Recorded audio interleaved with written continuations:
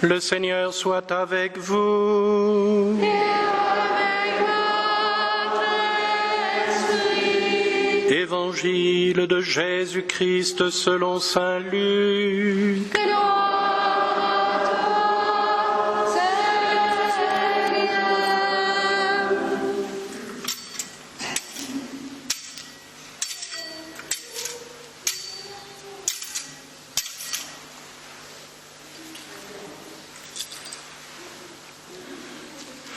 En ces jours-là, Marie se mit en route et se rendit avec empressement vers la région montagneuse, dans une ville de Juda.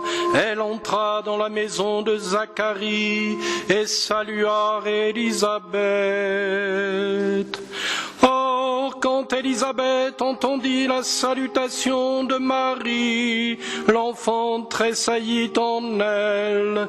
Alors Élisabeth fut remplie de l'Esprit Saint et s'écria d'une voix forte: Tu es bénie entre toutes les femmes, et le fruit de tes entrailles est béni.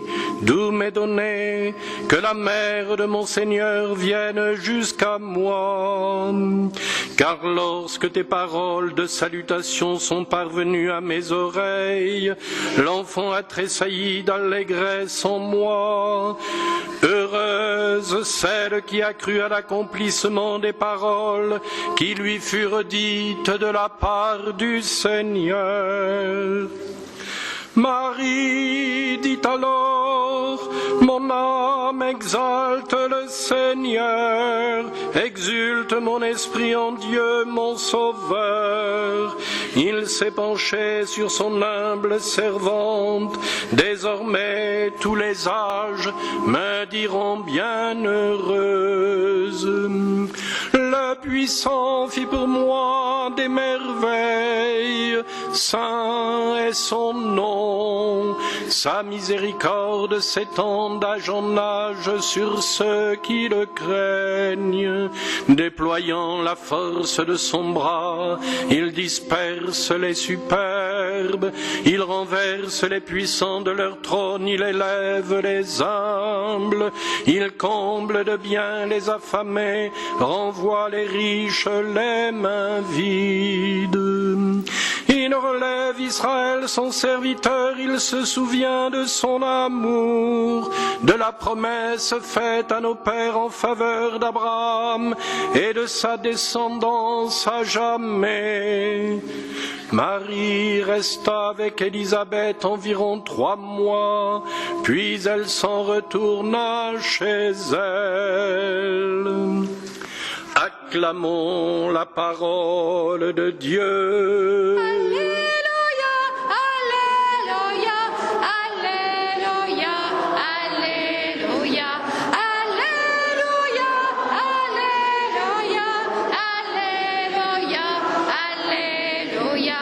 Louange à toi, Seigneur Jésus, louange à toi, Seigneur Jésus.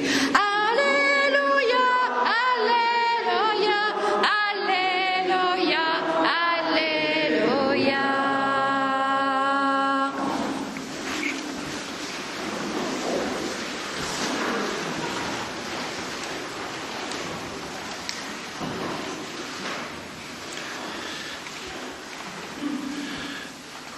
Nous pouvons nous joindre à cette exultation de Marie qui, dans son Magnificat, exulte en Dieu son Sauveur, littéralement son Jésus.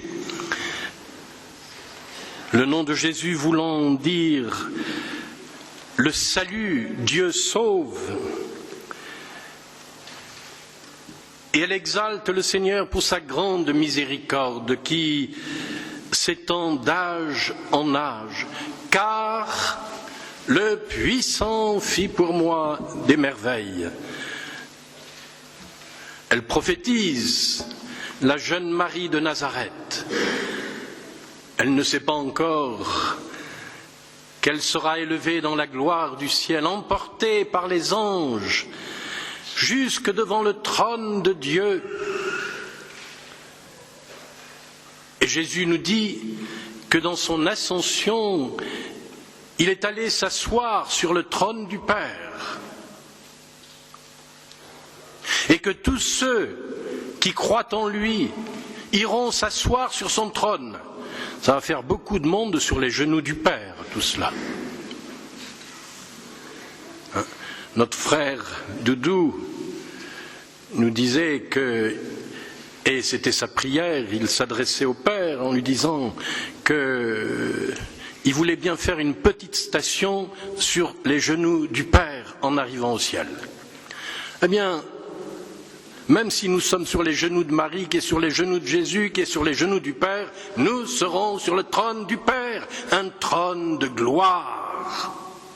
Et nous le verrons tel qu'il est, tel Père, tel Fils. Toi aussi, mon petit Foucault, il va faire sa première communion aujourd'hui. Il entre quelque part, il goûte au ciel, il goûtera, comme nous tous qui allons communier, à la gloire, à la vie du ciel, cette vie divine. Celui qui mange ma chair a la vie éternelle, la vie divine. La gloire de Dieu est déjà en lui. Et Marie, au moment de la visitation, comme nous venons d'en entendre le récit, est habitée de cette gloire du ciel, bien qu'invisible. Elle est prophétisée par Élisabeth. Comment se fait-il que la mère de mon Seigneur vienne jusqu'à moi? La mère de Dieu, comment se fait-il? Toutes les paroles du « Je vous salue Marie », elles sont contenues dans la Bible. Sauf la dernière, « Prie pour nous, pauvres pécheurs ». Mais nous avons le droit de nous tourner vers Marie pour lui dire « Prie pour nous ». Tu es notre maman, hein, ne nous laisse pas tomber juste au dernier moment. Alors ce jour de l'Assomption de la Très Sainte Vierge, ce n'est pas une invention du XXe siècle. Vous savez, le dogme de l'Assomption a été proclamé par le pape Pie XII en 1950. C'est pas si vieux que ça. 65 ans. Ce n'est pas une invention du XXe siècle. Déjà, dès le 5e siècle, c'est-à-dire dans les années 400, la première église consacrée à la Très Sainte Vierge à Jérusalem, c'est justement une église byzantine consacrée à l'Assomption de la Très Sainte Vierge. Ce que nos frères d'Orient appellent la dormition. Vous avez l'icône ici de la dormition. Marie s'est endormie dans le Seigneur. Mais déjà en son Fils qui a vaincu la mort, elle aussi a vaincu la mort par son Fils. Et ce corps qui avait porté le Dieu vivant pendant 9 mois comme toute maman, qui lui a donné notre humanité, qui a donné un corps à Dieu, eh bien, ce corps, habité par la présence de Dieu, pouvait-il être jeté à la poussière, à la corruption? De même que le Christ n'a pas connu la corruption, mais qu'il s'est relevé d'entre les morts. De même, pour la Mère de Dieu, cette semence de vie éternelle, de vie divine en elle, a agi jusque dans sa mort, si bien qu'elle a été immédiatement ressuscitée et élevée en son âme et son corps. C'est ce que proclame l'Église depuis très tôt. Et pour ceux qui étaient là, même s'ils étaient peu nombreux, Hier soir, dans les vigiles, nous entendions justement, pour la proclamation de l'Assomption de la Très Sainte Vierge, Pie XII dire que très tôt, les pères de l'Église ont vénéré, exalté l'œuvre de Dieu en Marie. Que Saint Jean de Damas, eh bien, c'est le 8e siècle. 8e siècle, c'est le début du califat à Damas, des Omeyyades. Et Saint Jean de Damas, à la suite de son père, a travaillé à la cour des Omeyyades. Et c'est un docteur de l'Église, il s'est retiré dans un monastère. C'est l'un des plus lumineux docteurs de l'Église, avec saint Éphrem, qui l'avait précédé, qui a dit des choses aussi admirables sur la Très Sainte Vierge. Et nous aurons en Occident des hommes comme saint Bernard, comme Maximilien Marie Kolb, saint Louis-Marie Grignon de Montfort, qui chanteront les gloires de Marie, et particulièrement cette œuvre de Dieu en elle, non seulement au moment où elle a été conçue, au moment de l'incarnation, mais encore dans son Assomption. Marie devient le signe visible de la victoire du Christ pour notre humanité.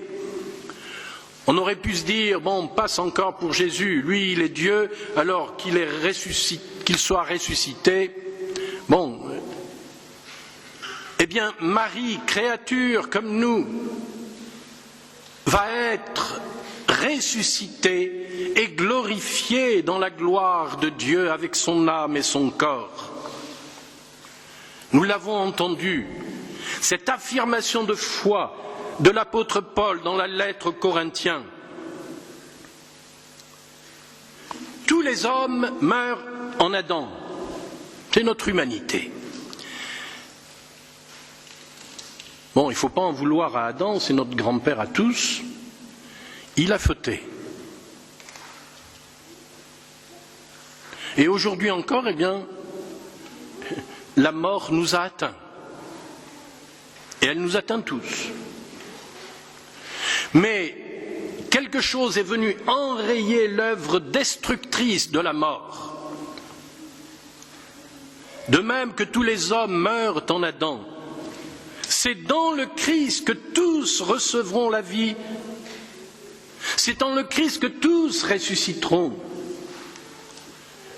Mais chacun à son rang. En premier, le Christ. Il est la tête. Ensuite, ceux qui lui appartiennent. S'il y a quelqu'un qui appartient au Christ, s'il vous plaît, qui c'est? C'est sa maman quand même. Comme un enfant appartient à sa mère, la mère est liée charnellement, mais aussi spirituellement à son enfant. En tout premier lieu, Marie sera ressuscitée, elle a été ressuscitée et glorifiée dans son Assomption. Et puis nous tous qui appartenons au Christ, nous tous qui sommes ici, n'avons-nous pas été baptisés? Même notre petit frère Foucault, là, tu as été baptisé, c'est pourquoi tu peux faire ta première communion aujourd'hui. Alors, quelle peur peut encore nous angoisser, nous paralyser? La mort a été vaincue par la vie. Et si le Christ est ressuscité, c'est que tous, nous tous qui avons été marqués du sceau de l'Esprit, de la vie du Christ, nous serons aussi ressuscités. Alors il y en a certains qui se disent, mais Est-ce possible pour moi? Mais ne regardez pas en arrière. Ne traînez pas votre vie comme un boulet. Quand j'étais en Côte d'Ivoire, nous étions dans un sanctuaire où la Très Sainte Vierge porte l'enfant Jésus et il y a un captif qui arrive avec ses chaînes devant la Sainte Vierge, il est à genoux. Jésus prend les chaînes et brise les chaînes. Il est venu libérer les captifs. Si le Christ nous a libérés du péché, c'est pas pour que nous mourions, car le salaire du péché, c'est la mort. Mais le don gratuit de Dieu, c'est la vie éternelle, la résurrection. Nous sommes donc faits pour la vie.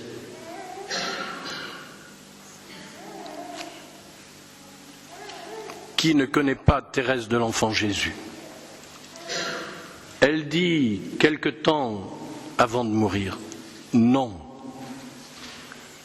je ne meurs pas. J'entre dans la vie.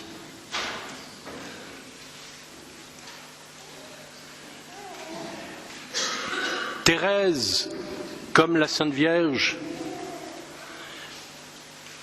n'avait pas peur de la mort. Parce que la mort est déjà vaincue par le Christ. Le dernier ennemi qui sera détruit, c'est la mort. Car tout doit être soumis au Christ avant qu'il ne remette ce pouvoir à son Père.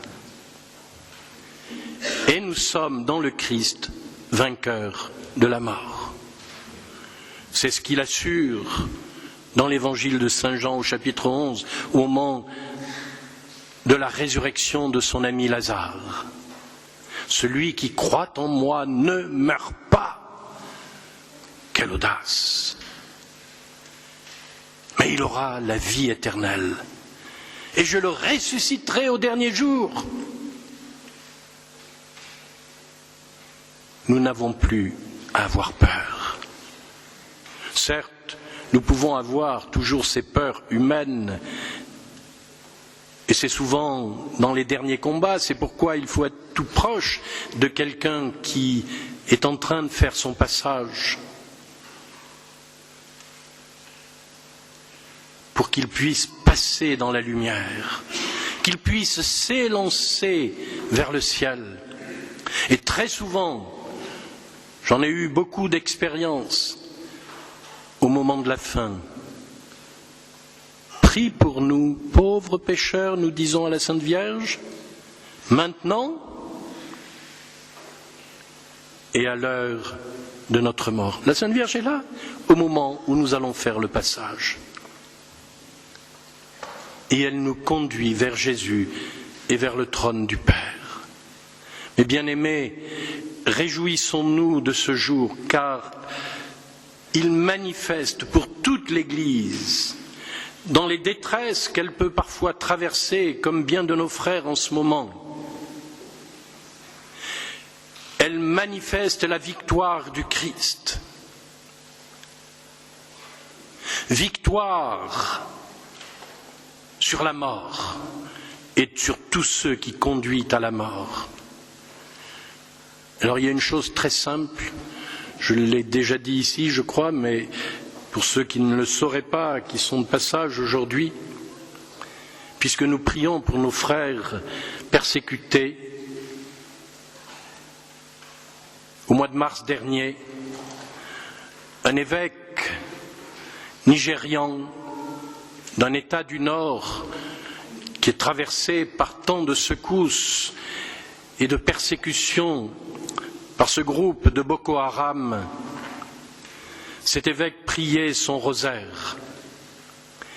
Et tandis qu'il était en train de prier, il voit Jésus. Et il voit Jésus qui porte dans sa main, dans ses deux mains, un sabre, une épée. Et Jésus lui fait signe de prendre. L'évêque dit non. Jésus, à plusieurs reprises, lui fait signe de prendre ce glaive. Et à un moment, Jésus le dépose dans ses mains. Ce glaive devient un chapelet. Et Jésus dit à son évêque, Boko Haram, c'est fini. Boko Haram, c'est fini. Boko Haram, c'est fini.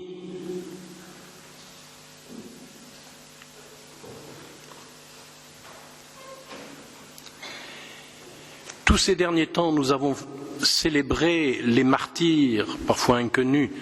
Hier, on pouvait faire mémoire aussi de 800 martyrs du sud de l'Italie, massacrés par les Ottomans.